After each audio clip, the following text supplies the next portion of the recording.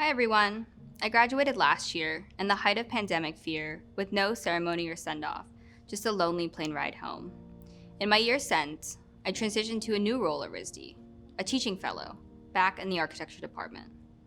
Responsible for supporting sophomores learning remotely, I have also been processing what and how I learned at RISD. Through these dual lenses of student and teacher, I've learned that two things are most important in both design and life: contradiction and care. Matthew Shinoda, the Provost of Social Equity and Inclusion, introduced me to contradiction, or the importance of holding many truths, a few years ago.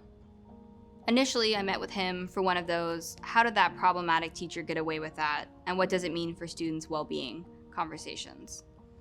But as we sat in his office, we segued into talking about my thesis ideas. I was firing off questions left and right, trying to get a handle on how architecture can operate ethically. How do you create agency in the design process? How does one person design for multiple communities? How do settlers decolonize design? Getting more anxious, I asked, Matthew, how can I ethically design on stolen land? Did I just waste 4 years learning something inherently fraught? Matthew considered everything, then told me that in every question, many answers can be true, both in ourselves and in architecture. Often, the truths show up in the form of hyphens, as any biracial person can tell you. Contradictions intersect with each other and provide us our lived and learned experiences.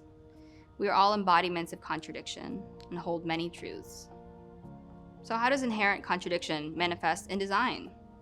In juxtaposition, contrast, materiality, and tone, but also in recognizing that there is no neutrality or universality.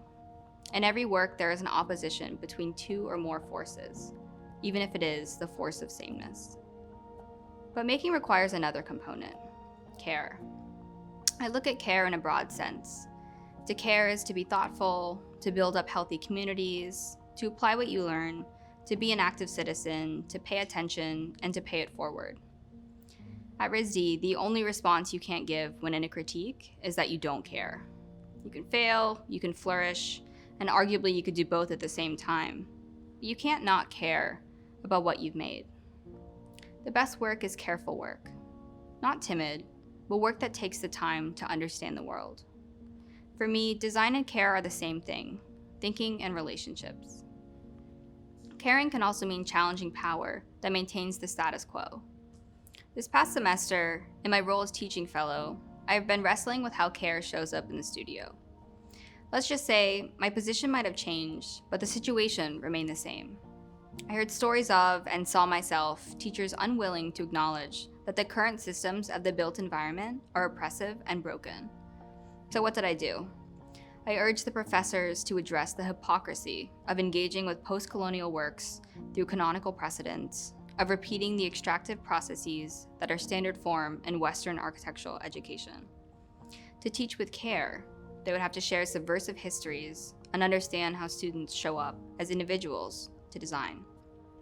And those questions I asked Matthew, I kept asking them in my thesis, and found ways to create structures that enable communities to be agents of their own change.